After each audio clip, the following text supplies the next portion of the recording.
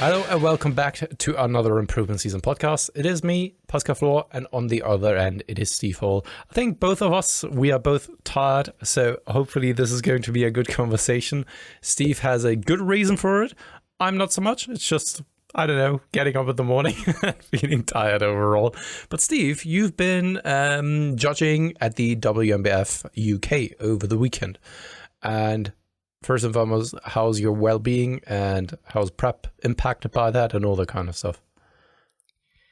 So, yeah, we obviously just signed on, and you were like, Steve, you sound tired. I'm like, yeah, I am tired. But trying not to, doing my best to just be resilient, like through it, like I'm not trying to overthink it and just get back to normal good routines and practices and nail stuff. So, overall, I like to say prep won't be impacted at all. I still got all my food in for the Sunday. I prepped every single meal for the Sunday, so I was just able to eat those at like the judges table, no problem. I still, when I had breaks on classes I wasn't judging, I managed to get out and walk around the block a few times to get my steps in. And so the only thing that was impacted really on the judging day at the WMBF UK was my sleep and stress, because it's not the same as even a day of work when you're sat at the judges table from, well, we're there at, what time did I get there? Like 8 a.m. And then like, hey, I actually end up leaving before the end because it was, to be able to get home in time, I needed to leave earlier, unfortunately, which wasn't planned. So I ended up leaving at just like around 9. My train was just after 9, but I believe the show went till midnight potentially. I can't confirm, but I think that might have been what happened. So it was a long day for the judges, even for me.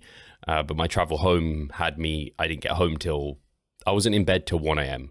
So it's not a quick journey, unfortunately. So yeah, just a fatigue and stress thing. Otherwise, like in terms of the objective, ticking the boxes of expenditure, it was a rest day, so that was no problem. Yeah, everything was nailed there. So it's just a case of getting that sleep back on track. Unfortunately, didn't sleep that well last night. Not sure why. Probably just a consequence of it being thrown the day before. I had a little bit more caffeine yesterday, but not that much. It was still probably sub 300 milligrams. Yeah, it would have been sub 300 milligrams, maybe 250. So nothing crazy. Yeah, who knows? But yeah, hopefully nothing too impacted by prep. I sent him my check-in to Cliff, of course, yesterday morning, and he seemed pretty happy with where we're at.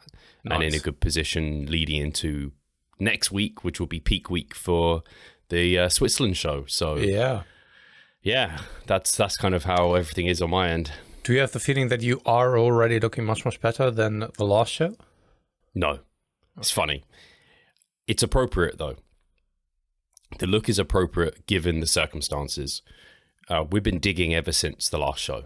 So my look is not, you don't look good when you dig. You just don't. You're already very lean, and like this, you've seen the stage shots from the Netherlands, and I was very lean, and I am digging. So that means expenditure is high, calories are low, less refeeds, lower refeed days. In terms of the quantity of food. So yeah, it isn't going to be a nice look. And I can't say, hey, my check-in photos, I look incredible. Unfortunately, I'm not like a Dirk who seems to just look, we mentioned Dirk regularly, but he is someone who I see him, and even when he's looking bad, he looks good. Whereas for me, I don't get that impression, but you are your own worst enemy.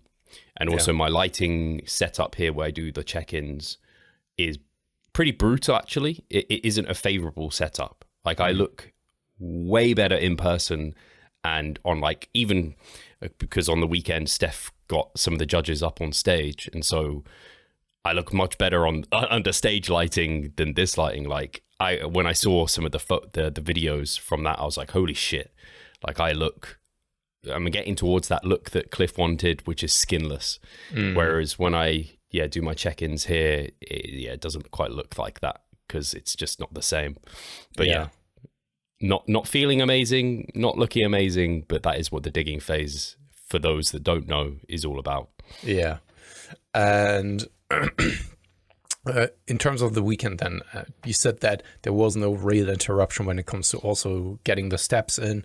Has there been a moment where you've gotten to the point where you are a little bit stressed out about it? Because I know what it's like for me whenever I'm really committing to something like a cutting phase.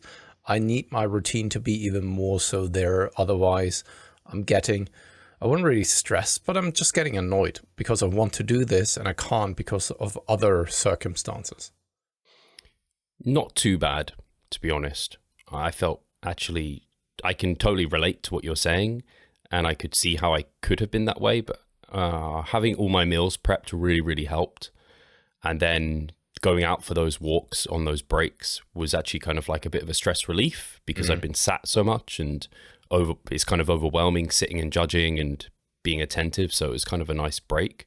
The thing that was the stressful thing was knowing that we were like a third through the day, but had gone already so late into the day, knowing then I was going to miss my planned train and then trying to figure out what's the latest train I could get where I can still get home for this evening, because I couldn't get the underground if I got a later train. Like they closed the underground, and so that was the stress of like thinking, oh damn, I need to be back, because I considered staying the Sunday night and getting, because I stayed the Saturday night because obviously it's early, I can't travel in on the Sunday morning, it would be too late, but I needed to be home Monday for a very important appointment, so I couldn't miss it. It's just I couldn't miss it.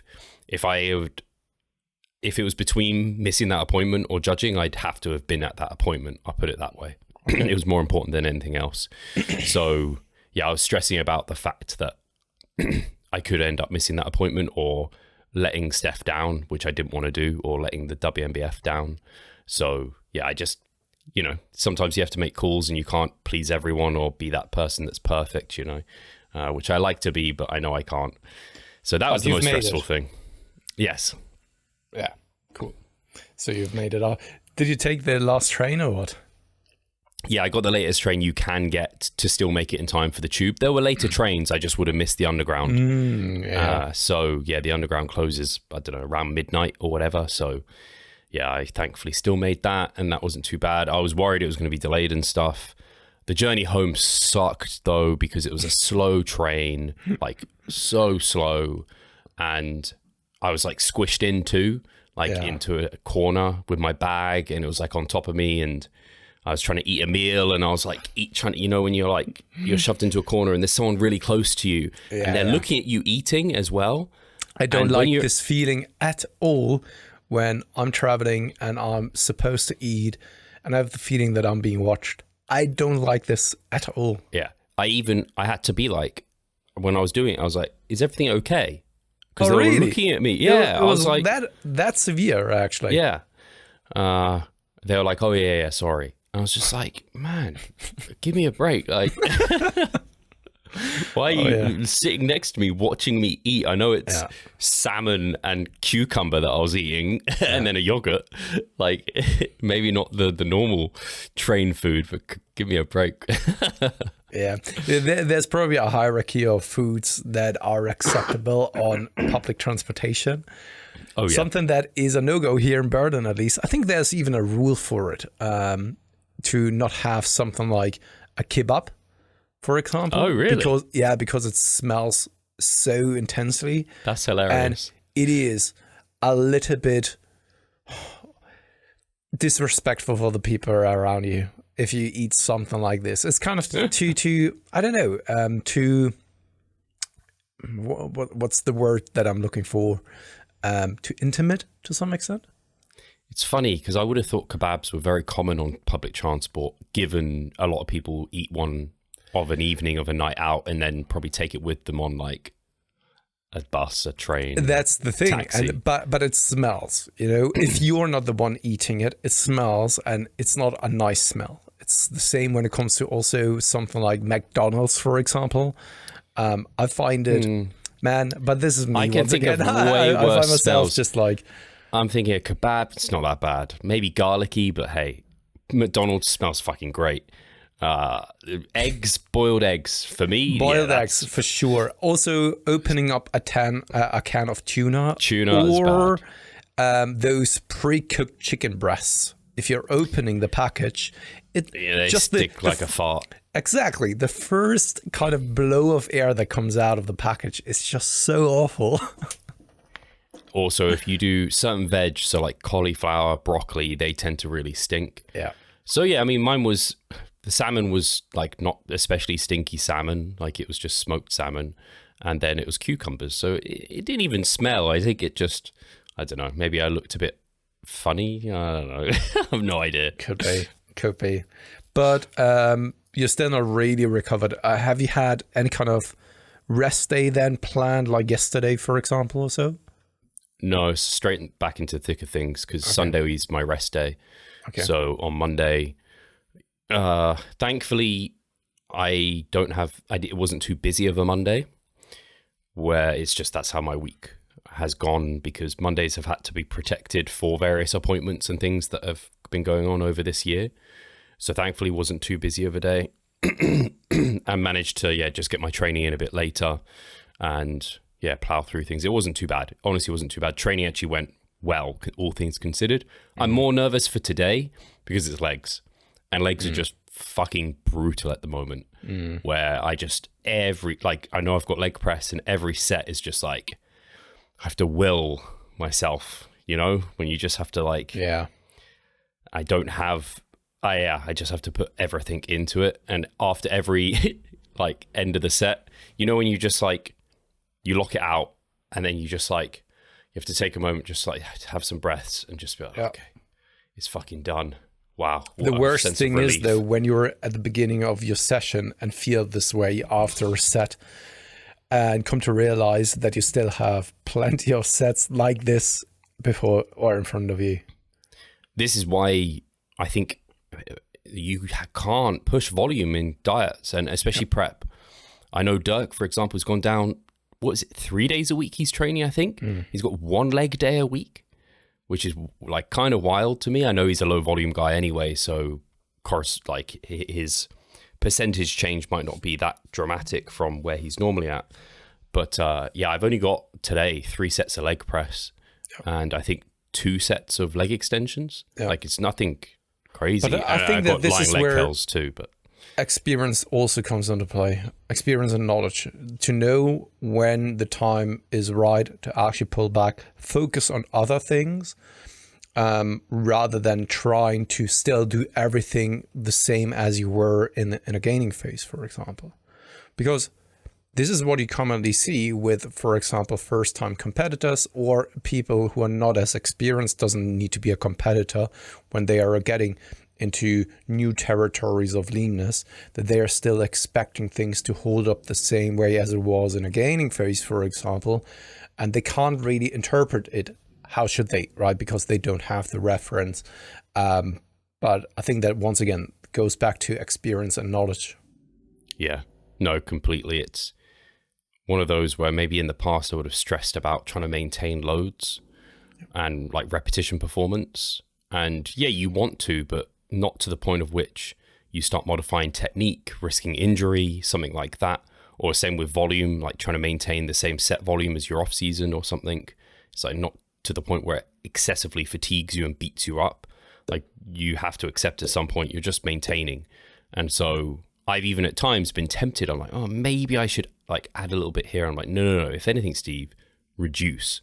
Yeah. You're holding good performance on these in your training. That's all you need to do right now. You don't need to do more.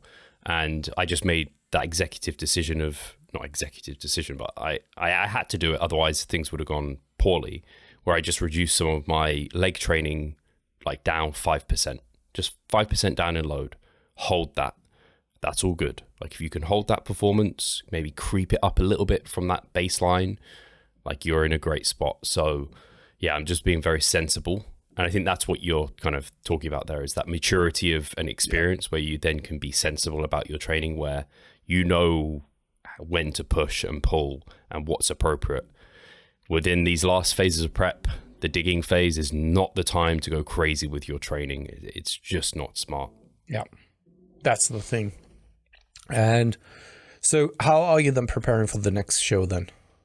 Good question. So Cliff came back to me and was like, in terms of which show's your priority, is it Worlds or is it this Switzerland show?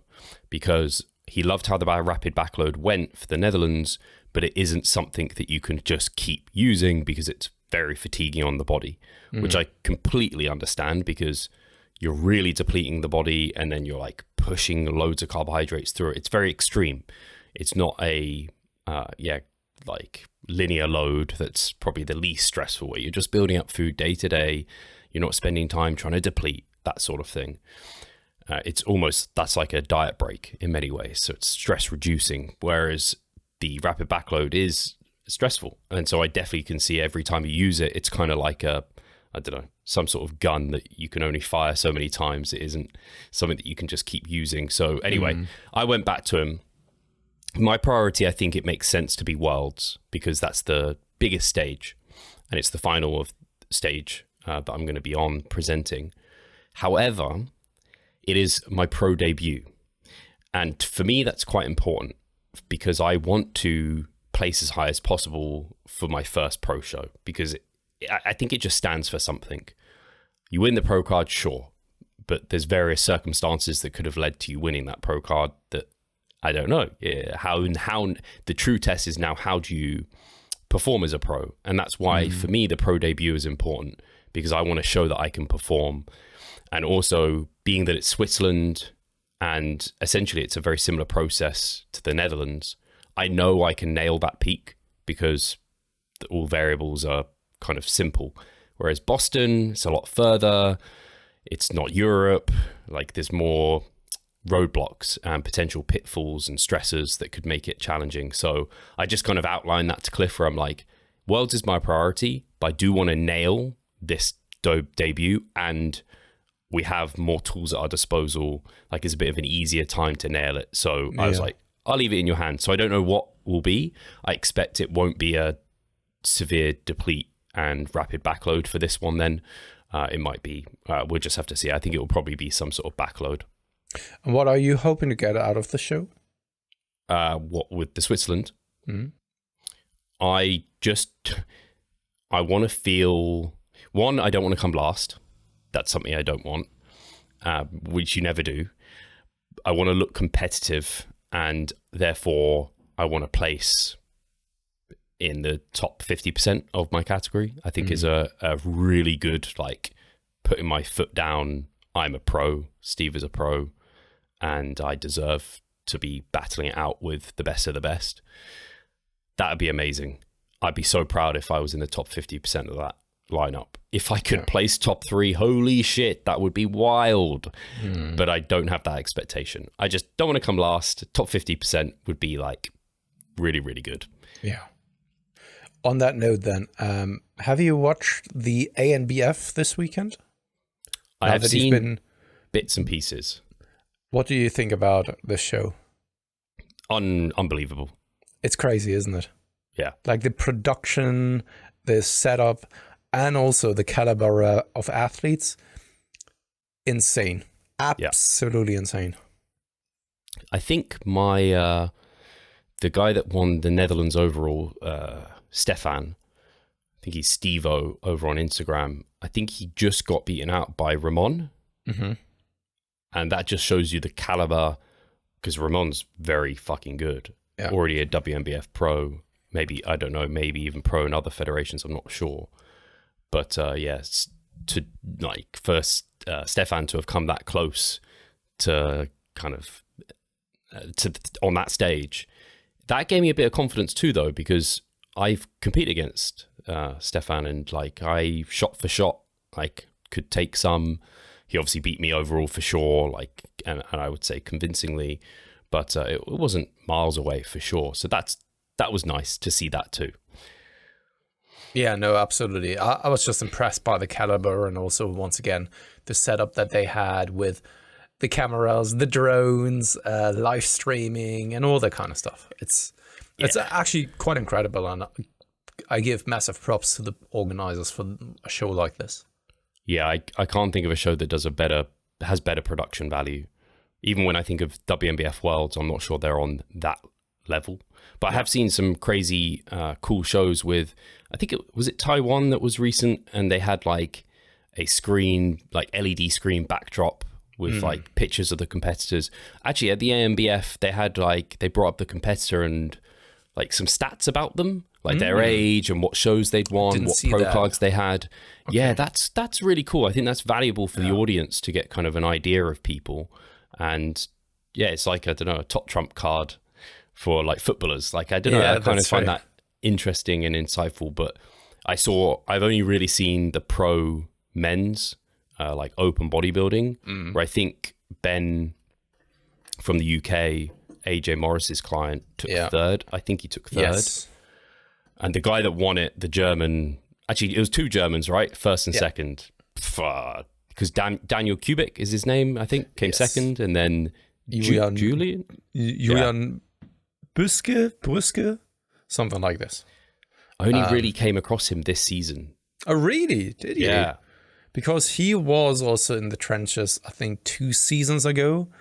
2 seasons or even last season, I can't really recall, where a lot of German competitors just took the world scene, basically, or dominated the world scene when it comes to natural bodybuilding.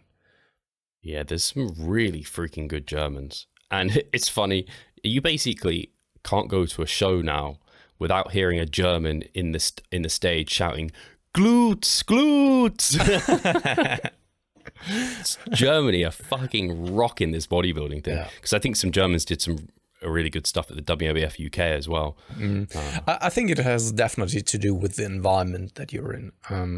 This is also why bros, for example, back in the days, no matter what it is that you did, you got big. Perhaps also due to then other kind of substances, but this is also an environmental thing. Also one of the reasons why you never went down the path of anabolic steroids, because it was simply not in your close environment. And I think that this is also probably the case when it comes to natural bodybuilding in Germany or in Austria, for example. It's much more accessible and much more on a higher level to then be able to be pushed and supported earlier on. It seems like there's just very good education as well. People know what they're doing. Like, there's very good coaches that know how to get their clients in incredible shape. Like, I think Benjamin Schuster, what was he, 23, to come in with that level of condition, like that requires a level of understanding of your body and how to peak it, because there's plenty of competitors where they can't get to that level of condition because they're so fatigued. And you have to draw, like, there's a fine balance between, you can't, but I think a lot of people who don't know the sport and who haven't competed or haven't had much experience just think, yeah, you just keep pushing. Like, if your glutes aren't in, just keep pushing. It's not how it works, because there's a fatigue cost, and that fatigue can mask the condition and you can lose muscle mass. So there's a balancing act that has to be played where you push, pull, and knowing how to play that for your own physiology. Yeah, it's a tricky game. So yeah, there's some really good Germans coaching, and then their competitors are coming bringing it. Just a quick shout out then to Frederik Hölzel. He's, for example, the coach of Daniel Kubik, and he's also a very good natural bodybuilder himself. He just went through some kind of injury where he needed to get surgery and all that kind of stuff. But he's a very smart and good individual. So, and also a kind one as well. Nice. I don't know if I know him, but if you say that, then I also give him props. And if he's coaching Daniel, and then of course that coach passes down their methodologies and their education clearly to Daniel, because then I've seen Daniel's coaching some high level competitors too. So hey, yeah, it's the Germans are going to do some damage at Worlds. Let's see how many Germans are in Switzerland. There's probably going to be a bunch. That could very well be. Or they are just like saving their bullets then for Worlds, could also be. Yeah, I mean, that's something I've noticed. Some people, I don't know, some people do a lot of shows, like a lot of shows. And I do think that analogy of saving your bullets is a good one, because yeah, I think that's part of what is a problem for some people with the fatigue is, as I mentioned, every show, even just as a judge, was very fatiguing for me. Like every show you do has a fatigue cost, and there's only so many bullets that you can save to have your best shots. So I'm really happy, like, because part of me is like, oh, I could do some more shows this year. But part of me is really happy just with 3. And each one just being a deadly bullet of just like, bang, I've arrived. Not every time you have a slightly weaker bullet, right? Where you can see, I saw it with some competitors on stage at the WNBF UK, where I feel like I've seen them better, where I feel like they've done maybe too many shows, or they're just excessively fatigued, tired. You see it in their physique. So it's, if you, in the UK, it used to be that you do qualifiers and then finals, and there could be like 3 federations you did that with. That's now 6 shows. That 6 is a lot of shows to do in a single season. That's true. Assuming that there are some people that can qualify without spending a bullet, but you have to be very high caliber to do that. You're absolutely right. It takes a lot. Not only this, right? Especially also when you are then traveling a lot. I think it leaves some scratch marks on you that you may not notice at first, but the foundation is being kind of damaged each and every single time, without you, once again, maybe not even noticing it, up until the point where it's then kind of so broken that one more hit is entirely breaking you. It's kind of like, I'm thinking of something like anime, when there's a fight and then there's someone who has such a huge defense that it seems like you can't really overcome it. For example, here, My Hero Academia is one of those. I'm not up to date. All right, then I'm not going to spoil anything. Ugh. But let's just say you have some kind of armor on you, right? And that one hero is actually noticing that there's a crack in it. And if he punches or hits that small crack often enough, then the entire armor is going to burst. And it's kind of the same here as well. Yeah, and I think this is where those little percentages really count, especially at the highest level of like natural body, in bodybuilding, where you have to play so many of your cards right through the season to make the right calls, to bring about the best package, and not crack. Because especially once you're in the phase I'm at, where it is like, hey, you're in a highly fatigued state. If you push one way in the wrong direction, that could send you like miles off in the wrong direction. Yes. So I have to be very careful to protect my energy over the next weeks, because this is vital. And bodybuilding is like, right now I can now officially put like bodybuilding potentially right at the top of priorities, given how life thankfully has moved. I know I'm so cryptic with some of these things I say. I just can't talk super openly about it, unfortunately, but it's a positive thing, and it's given me a huge sense of relief and also a huge boost for these final like months. That's great to hear, honestly. Let's take a short break and then we will be back with a little bit more.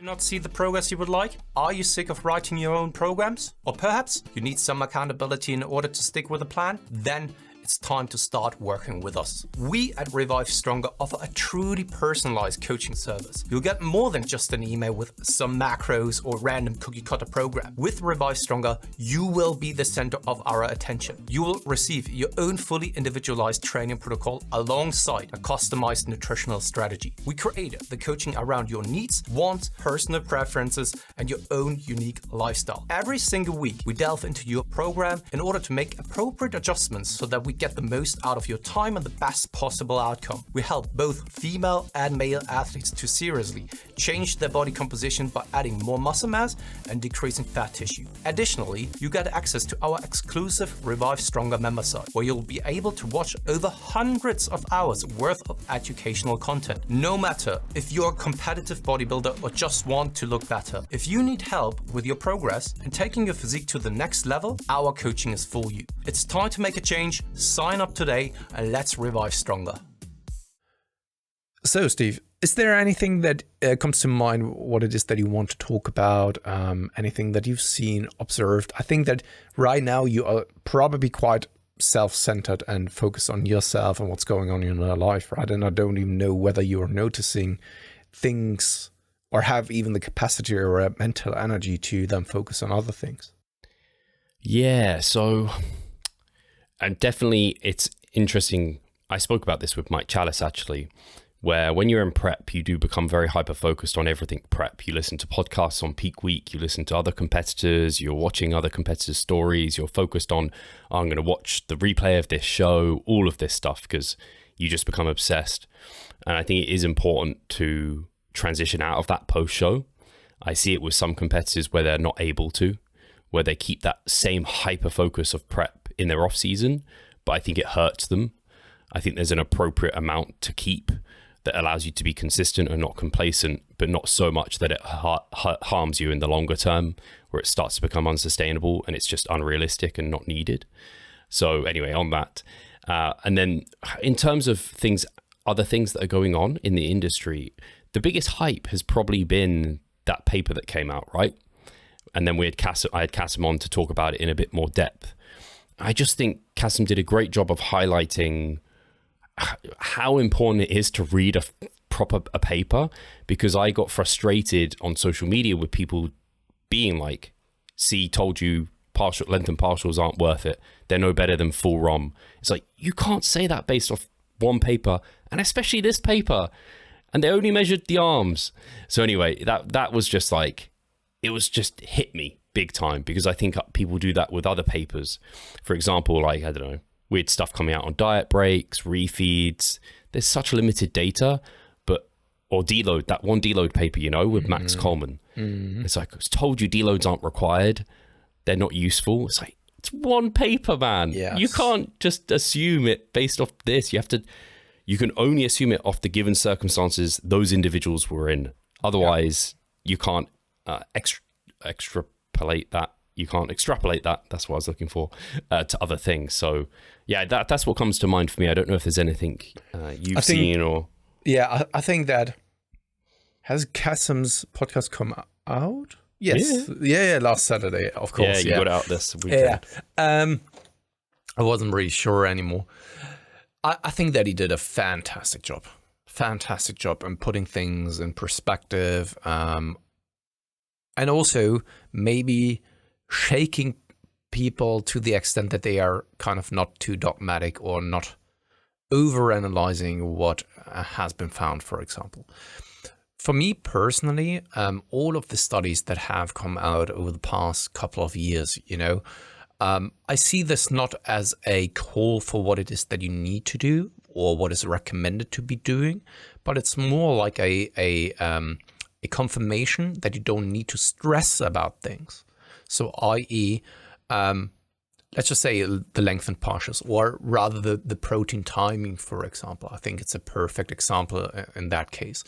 In the past, it was always believed that you need to have a certain amount of protein spread throughout the day, and it's generally something that I would advise to do, only because it's that one study that tells us, like, hey, the protein is being digested for longer, especially it depends on the size and the composition of the entire meal and all that kind of stuff, right? But you don't really have to worry about maybe getting protein a little bit later. Same goes then for the lengthened partials. I would never really go as far in interpreting it in the way of like, all right, let's just assume now, for the sake of this example, it is ending up looking superior in on the scientific evidence front. I would still not go ahead and do everything this way. But what it allows me to do is stress less about the times where I need to revert back to something like this. I think that just turning or switching on my own head and thinking about things. So how feasible is it to only have like one protein feeding throughout the entire day, let's say? It's something that you wouldn't really generally do, right? But let's just say something is going on. You're in a hospital setting or whatever, or you're traveling and you can't really get the next protein feeding in. You now know that you don't need to stress and stress other people around you in a situation like this. Same goes then for the lengthened partials. If you are then injured, you know that you can do partials if your physical ability allows for it without stressing about it, because it probably provides still enough of a stimulus for you to push through the times where you are limited on that, or maybe you're limited for life and you can still train that way and see proper results and returns. So once again, for me personally, all the evidence that has come out over the past years doesn't really tell me what I need to do, but what I don't need to stress about. If that makes sense. Yeah, I could put it another way. It's like, if you don't get full ROM, you don't have to end your set there necessarily. Like if it still feels good and productive, and you can get some length and partials out at the end, like there could be some extra benefit there. The cool thing is, because it's now been over 2 years that I've been using length and partials on some muscle groups, and one of the ones, and it's very... Sorry to interrupt you quickly, Steve. How time flies by. Oh, I know. It's mental, crazy. Isn't it?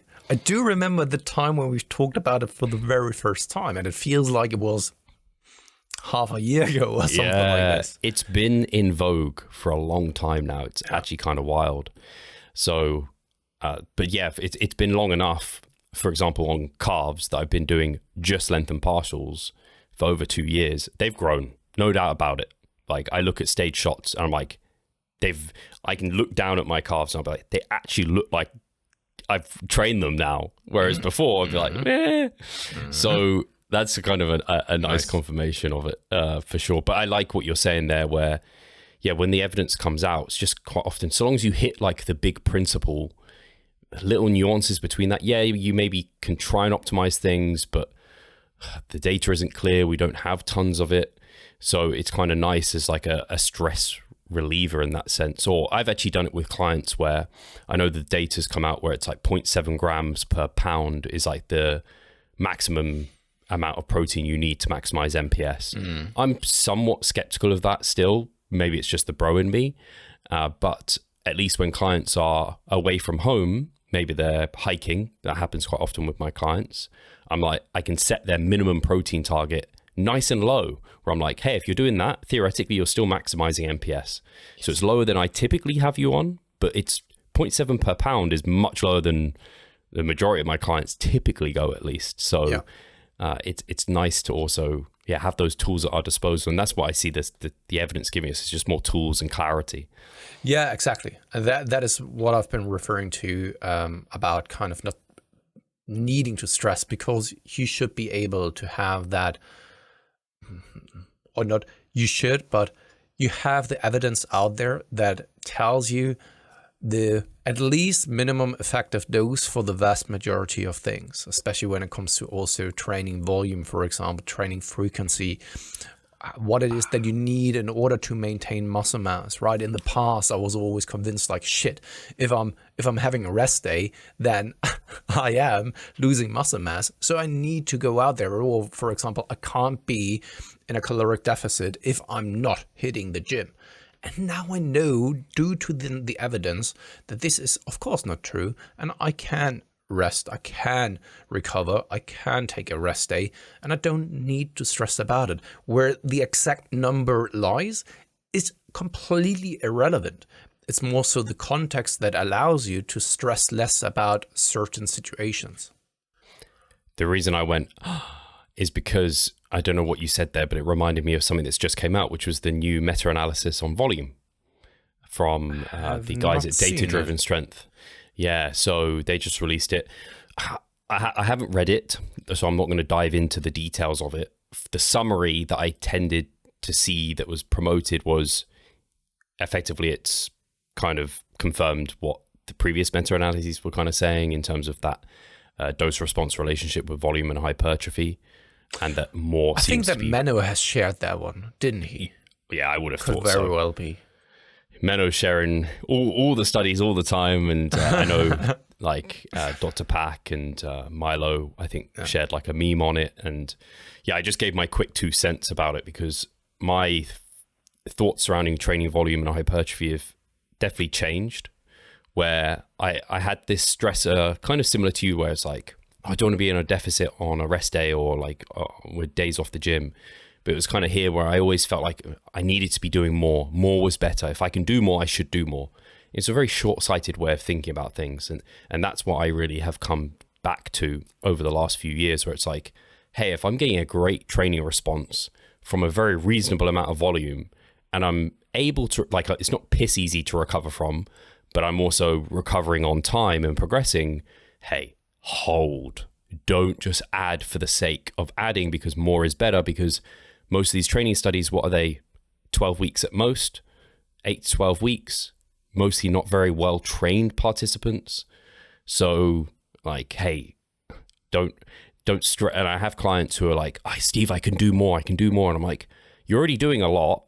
And if you're progressing and recovering on time, let's just milk that out and keep going, please, versus adding and forcing a deload because it's now unsustainable." So absolutely, Steve. And my mentality around it has also changed. So, for example, I like to keep my workouts a little bit shorter, right? And I prefer then to go to the gym like 6 days per week. I don't have to go to the gym 6 days per week due to the volume requirements. I could definitely do more, that's for sure. But I also don't want to. At least right now, I don't feel the urge to do more. I have other priorities, other things that I'm also focused on, and yet I'm going in there. I'm still focused and train hard enough. And I see it all of the time that many people, so both you and I, Steve, we are going to the gym since years already, very consistently. And you've probably seen it as well, that some people spend a lot of time in the gym and they don't really change. Whereas then I take much less time in the gym and I'm growing probably much better than they have in the past couple of years.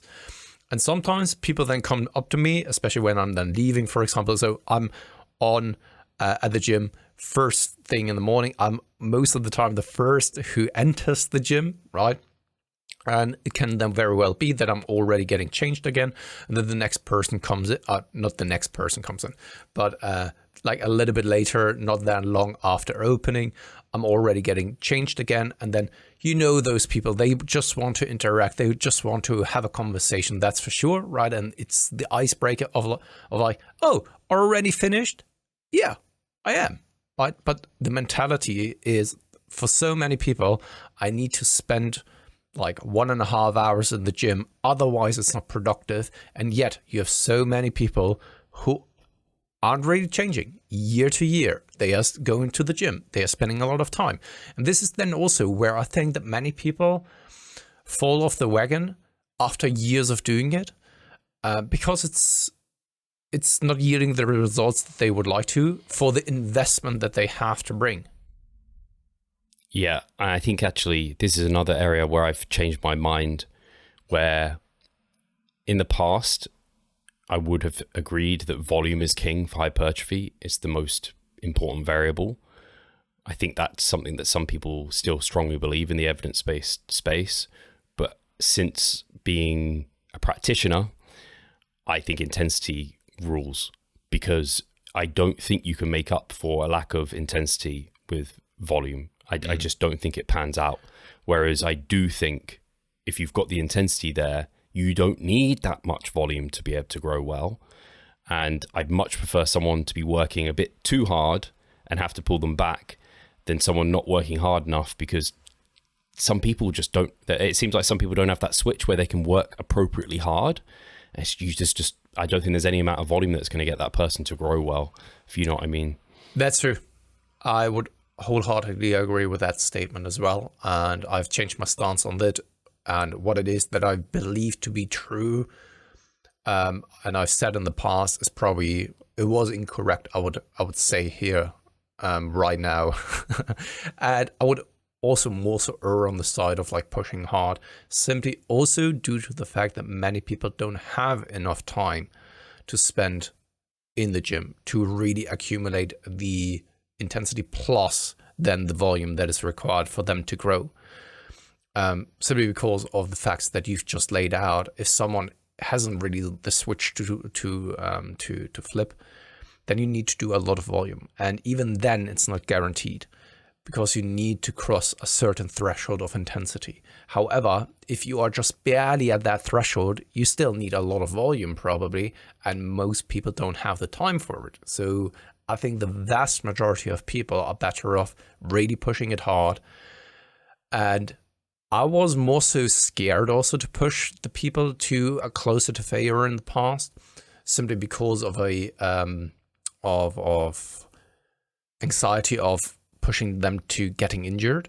Whereas in reality, from at least the people that I've worked with, for the vast majority of the people that I've worked with, that's not a concern, to be honest. That injury can also occur due to then wear and tear, due to repetitiveness. Yeah, and that's why I also like getting people. I don't get me wrong, I'm not like train to failure week 1. I don't have that recommendation, but if you leave a bit in reserve at the start, you get form videos from your clients confirming they're training very effectively, very safely, smartly. Then you can feel confident pushing them over the weeks, where you can get to this point of intensity where you are 1-0 failure, and you can grind that really, really hypertrophic intensity for time. Whereas I used to be like, as soon as I hit 0 RAR or close, oh no, I need to deload because I can't possibly beat that next week. It's like, well, even if you can't beat it, if you can repeat it, that's a very strong stimulus for growth. Yeah. It's not like it's wasted because you've repeated a performance week to week. That's not how it works. So yeah, that I think it's still, a lot of people haven't got to that point with their training, and it's setting them back, which is unfortunate because I was there with some clients for a time, and it all made sense. Like, you can make theoretical arguments, but in practice, it's a different thing. And this also is why I think when you look at some bodybuilders, especially like probably German scene as well, but the UK scene, like, it's a pretty low volume mentality, but they go hard and they grow really well. I'm not saying that's the best thing, is like all out intensity, lowest volume possible. There's a balance to be struck, but I think I was too far the other way, and they were getting as good, if not better, results through making sure that intensity threshold was absolutely met. So, and some people just enjoy training that way, and then you have an option for them that's very efficacious. I think though, because there are probably then people also saying like, see, I've always told you so. And yeah, you have a point, that's for sure. But at the same time, I think it's always important to also be open for other revenues or other ways of doing things. Because if we don't, then we are getting stuck in our way, and we are blind for then possibly better options out there. Yeah, it comes back to something I've always said, which was like, results are my preference. Like, I am only ever trying to maximize my bodybuilding results for myself and my clients. And I don't try and go for a preference. Like, I wasn't going for higher volumes, lower relative intensities before, because I thought that was my preference. I truly thought that was the best route to the goal of muscle growth and hypertrophy. But now experience has taught me otherwise, that actually, after putting that into practice for a long time, there seems to be some problems with that. And so we're now just reorienting ourselves to a different route that seems to be more effective. And I think people see Revive Stronger as that. At least when I see the comment section, people are like, we like Revive Stronger particularly because they don't seem dogmatic in like one camp. Yeah, we're evidence-based, but that doesn't mean we just are PubMed warriors. But we also take our personal practical experience into consideration, but don't hold that so strongly that that's the only thing that matters. When new evidence emerges, we're open to it. Two things, Steve. The first one is, at that time, we've both, I think, made the decision because we thought that the evidence is clear on that path, that this is the decision that we have to do. It's always that. Hindsight bias is a real thing, of thinking that it was always obvious to you, so why didn't you do it in the first place? That's hindsight bias. You know, you are, of course, at a much, much different point now than you were previously, with much different context, much different knowledge, experiences, and evidence to then support looking back and be like, oh, that was actually not the greatest idea. In that moment, though, you've made the decision not out of dogmatism, hopefully, but out of the evidence that was presented to you, and how you've interpreted that. Secondly, as well, you've still grown, right? Maybe not to the fastest or best extent, but I think that what led to you doing what it is that you do right now, you had probably to go through that period of time. It makes me immediately think of training twice per day. Well, I used to train twice per day, and you were as well. Yeah. I think for 3 years, I did 12 sessions a week. Yeah. Like, come on. There's not many people that invest that much into a philosophy or way of doing things that on theory it made sense, but in practice 2 a days just wasn't worth it. And yeah, again, some people will think, oh, I told you so, but I'm willing to experiment and learn from my mistakes. And clearly, I mean, I grew very well still during that period of time, similar to you. But yeah, I think it's just worth always being open-minded. It's not to say we're perfect. That's not what I'm trying to say either, because certainly there are things like I still like higher protein intakes. Like I don't go for a 0.7 per gram intake for my clients. I like higher. If someone was to tell me, but the evidence, look, there's this meta-analysis, there's 0.7, anything more than that's just wasted. I'm like, I see that, but in my experience, I like a bit higher, and I prefer to be on that slightly higher side. And I understand I could be a bit wrong, and maybe it is a bit excessive, but I'm willing to take that bet, you know? Yeah, and some things are probably more important than others. If you're now eating, let's say, 1 gram instead of a 0.7 or so, will it really make that much of a difference? Probably not. Right? And if you then prefer one over the other, then go with your personal preference.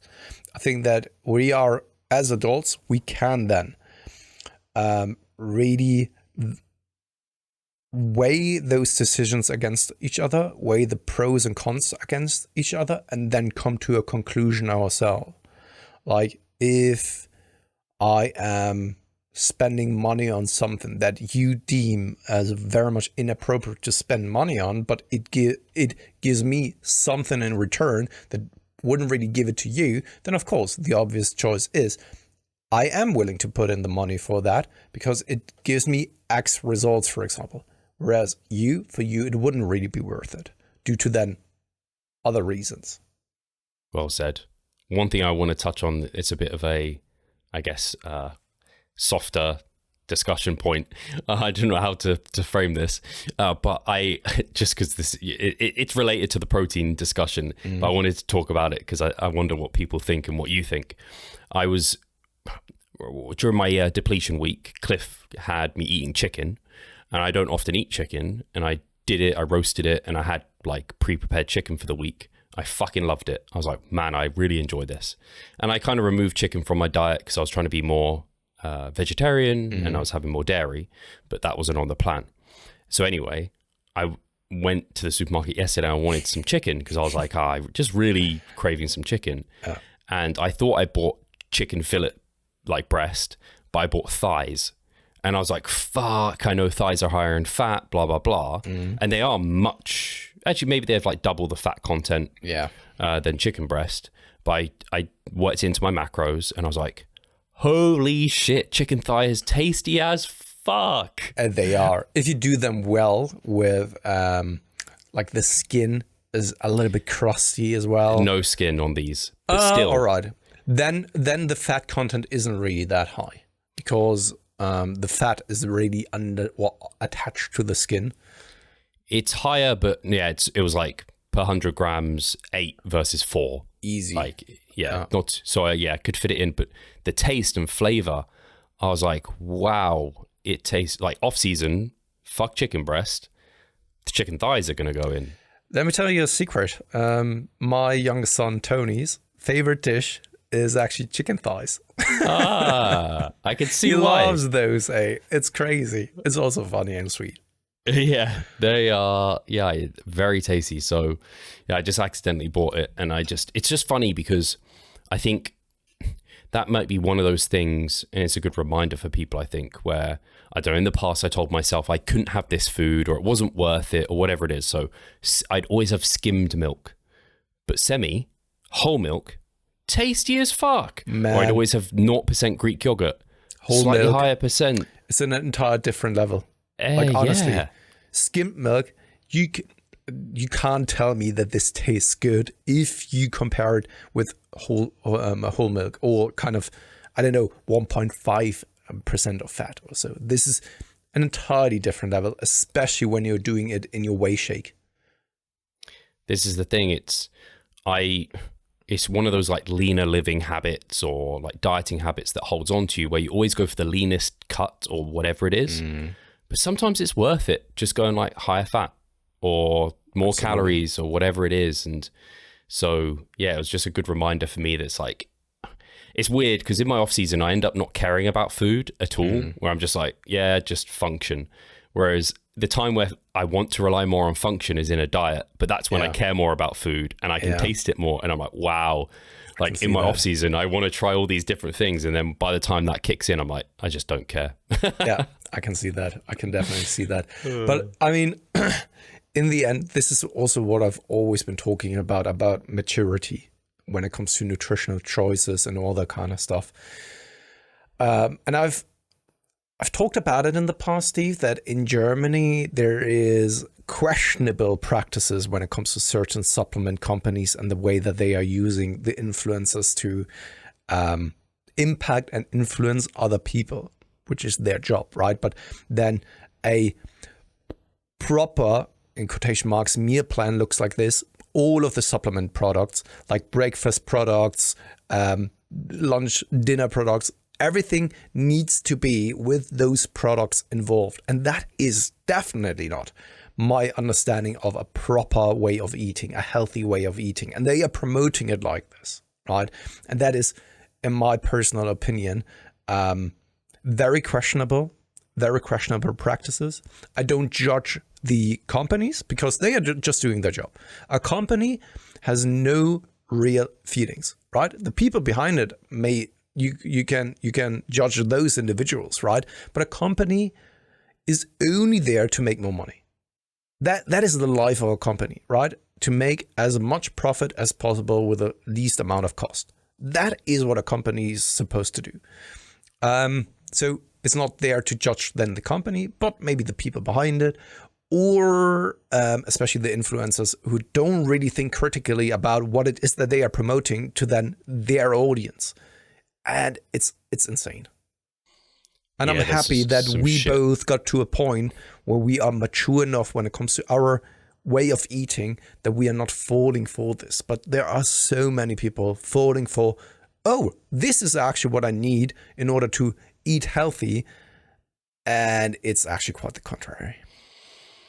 Yeah, it's disappointing because I do see people I would say are quote unquote evidence-based promoting things like glutamine, like quite heavily glutamine, EAAs, greens powders, these sort of things where it's like the evidence is very weak for some of their inclusion, and you have to frame it the right way, because I could see that there is some evidence for some inclusion of those sort of things. I don't really see greens powders, but you have to frame it right. You can't be like, this is going to absolutely do, like glutamine's absolutely going to help your gut health or something. I'm like, man, the evidence is pretty weak for that.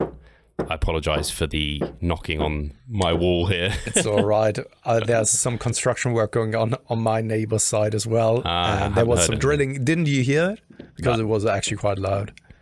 Yeah, I was hoping these guys were going to be finished, but no, apparently they're going to make some more noise this week for us. But yeah, is there any other, I guess you don't stray much from your typical way of eating, but is there anything that you've eaten recently that you've enjoyed? No, it's been just having a Lebkuchen here and there. Oh, they're in the supermarkets now, are they? Yeah, exactly. And it's amazing, Steve, though, because you remember the time, right? When I, especially with Lebkuchen, I was in such a bad spot that I couldn't really stop eating, which is now looking so far from what it is that I usually do. Again, I look at this and I can't really understand it, right? Because it was just something that I'm not doing. And right now, that's so good. And I don't really want to just talk about the same thing over and over again. But right now, having a Lebkuchen, easy, nice taste, and all that kind of stuff. And I am much, much leaner than in the past. And still, I can just like enjoy I could even just enjoy one bite of it. And that's enough. Something like this. Other than that, we're not often eating out because I find most of the time, and this sounds very much like elitism. But most of the restaurants that are, especially in our close environment, are just utter garbage. I don't really like to have takeout food most of the time when it's arriving. It doesn't really taste as good as in a restaurant itself. And also, when you have kids at home, for them, it doesn't really matter whether you cooked it or someone else did it, right? And this is also why we never order sushi when the kids are around. It's sorry for my language. It's a fucking waste of money. They don't appreciate it. Exactly. The kids, for them, it's rice with fish, right? Yeah. And that's it. For us, it's freaking expensive, right?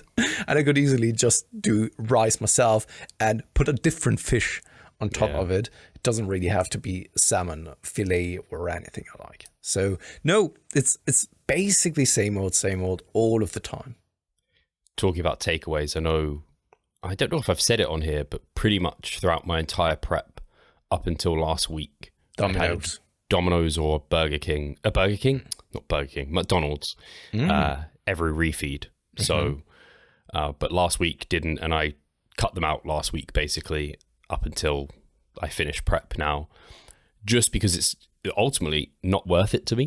Like I am at a point where my hunger and want to eat is high enough where it's just not worth trying to fit that in. And also, I think it's a good combination of I'll get a bit more accuracy and precision with my eating now as I'm in the final stages. So, but it's, I mean, I got fucking shredded keeping that in. It's certainly not something you have to do, but it just makes sense given the context of where I'm at. And for some people, that wouldn't have been worth it months ago. I think, Steve, and maybe there's a big disconnect from my end or so, but this is how I feel with nearly all of the meals or foods out there. It doesn't really make sense to me. It's not worth it to me. And I'd rather than spend less money, have something that I can prepare myself, and I know that it does also, here in quotation marks, something good for me personally, physically speaking, instead of then leaving me hungry, for example, craving shit or anything I like, you know. And this is why most of the time I'm quite unemotional when it comes to this. When someone else is fancying something, I'm just thinking, why? It's just Could food. This and be because you're trying to stay too lean? No, definitely not. Because this is also how I behave when I'm in a gaining phase, for example. I don't really care about food. And the same applies even when it needs to be very special. Very special in the sense that it's an amazing, amazing cuisine, for example. But then it's not necessarily about the food. It's more about the experience overall, everything around this. The smell, the atmosphere, the light, the company that you're with, all that kind of stuff. And other than that, most of the time, it doesn't really make sense to me to then eat out or feel like you're missing out on something, or that you need something because someone else is having it and you couldn't say no or anything. Like, I have many theories as to why that may be the case, but we're coming close to the end and I don't want to bore people with my theories.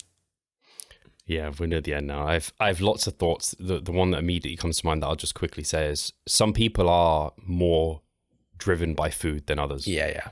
So for some people, I can't remember who it is, but I've heard them speaking where it's like they'll eat something and they can't even tell the difference between like different, like their flavor, their palate isn't sophisticated enough or whatever to tell the difference between various like cheeses or chocolates, or like a different percentage of dark chocolate or like a different coffee flavor or something. They just can't even tell, and they don't care. Whereas other people, it's like, wow, I can taste this. And I think that's probably why some people make really good chefs, because they can taste all the differences, and then it's like, then they attract people who can also taste those differences, and then other people, it's just food. So it could very much apply to me, to be honest, that I don't really have well-developed taste buds.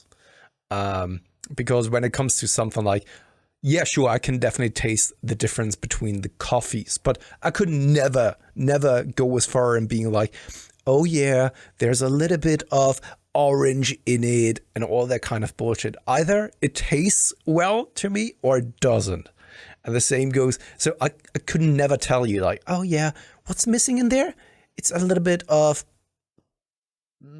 basil. I don't know. You know, I could never tell. For me, it's just it tastes or it doesn't. Yeah. Just because it's just something I've noticed interacting with some people where some people are a bit more like me, where they really appreciate, I don't know, all the flavors or something, and they appreciate certain things. Whereas, and then some people, it's much more like they're just meh. Yeah. It's just food, right?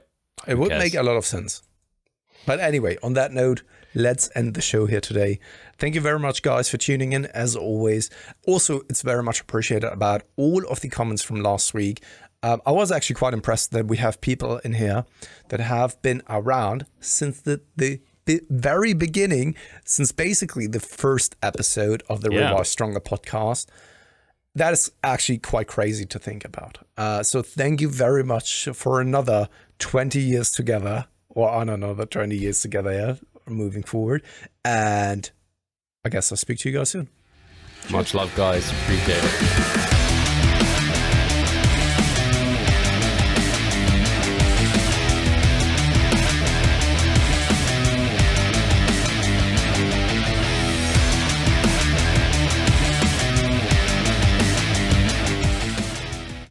Muscle mass. Sounds too good to be true, doesn't it? It isn't though. It's reality and we know how to do it. And we will help you achieve this. The Minicut Movement is an 8-week fat loss program to make you lose a huge chunk of fat while maintaining muscle mass at the same time. We will support you from the beginning to the end so that you see the results you would like to and come out of it much stronger. You'll receive a fully automated spreadsheet that is based on your nutritional needs. You can choose between 6 different male and female training templates. Over 30 videos will guide you through each and every single step of the Minicut so that you're getting the most out of your journey and that you always know what to do. But the best thing is that you can start whenever you want. The Minicut Movement is open 24/7. So if you want to learn more or you're ready to sign up, hit the link in the description below. So let's revive stronger together.